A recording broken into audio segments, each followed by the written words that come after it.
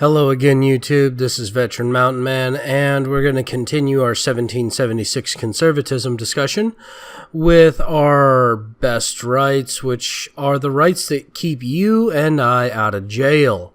Specifically, our rights that allow us to be innocent and not guilty at the initiation. Also, the ones that allow you and I to be secure in our person's effects and papers. Without warrant, we can't be searched. So, why were these things created, and why are they important to 1776 conservatism? Well, at the time, jurisprudence allowed any judge to call forward somebody for charges, and you had to prove that you were innocent. Let that sink in. Prove that you were innocent. So you had to prove a negative. And that's the way some legal systems in the world still work today. You have to prove a negative. You have to prove that you didn't do it. And it makes it very hard on those defending themselves to prove that they didn't do anything. Now, here in the United States, they have to prove that you did something, because by default, you are considered innocent. And unless they have proof that would be convincing, they can't even charge you with something, which is a good thing. It also means that if you get charged, you can't be mistreated, and you also have rights to defense and legal counsel. These things are all very important to a free and orderly society, especially a society based on laws, which is what the United States was designed to be. In fact, there are several Federalist Papers that are specifically detailed about these rights and are very key to the historical understanding of the right of due process, the right of the warrant and habeas corpus, and the concept of cruel and unusual punishment, which are all basic principles outlined in the Constitution of the United States and the Bill of Rights, which we've gone over here on this channel.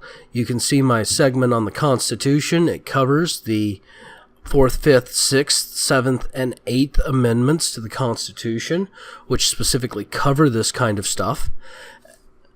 Now, we need to also be aware that our police do a difficult job, and so do our prosecutors. And so even though you are innocent until proven guilty in a court of law, you also need to be polite to the police, because we are a society of laws.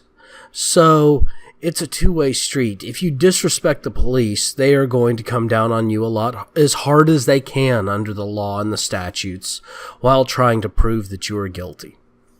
If you are not disrespectful and you're polite and you follow the laws, then things tend to be better for you.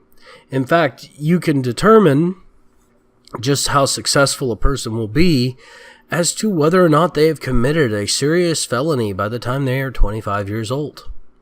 If a person has not committed a serious felony by the time they are 25, they tend to be fairly well-adjusted individuals and are capable of doing many great things without having many problems in society. Why? Because they have taken advantage of the privilege of not committing crimes. Because here in the United States, you should be innocent.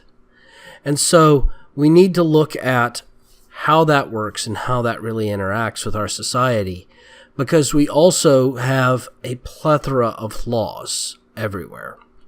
And each state is a little different, and even each city in each state is a little different. So as a society, we need to start thinning back some of these laws, because I keep hearing all sorts of people say, well, we need a law against this, or we need a law against that. Realistically, most of these things we don't need laws against. We don't need statutes against. We don't need city ordinances against. We just either need to choose to do them or choose not to do them. And the more we regulate ourselves, the more likely we are to put ourselves into a situation where we can't be innocent anymore, and we can always be proven guilty.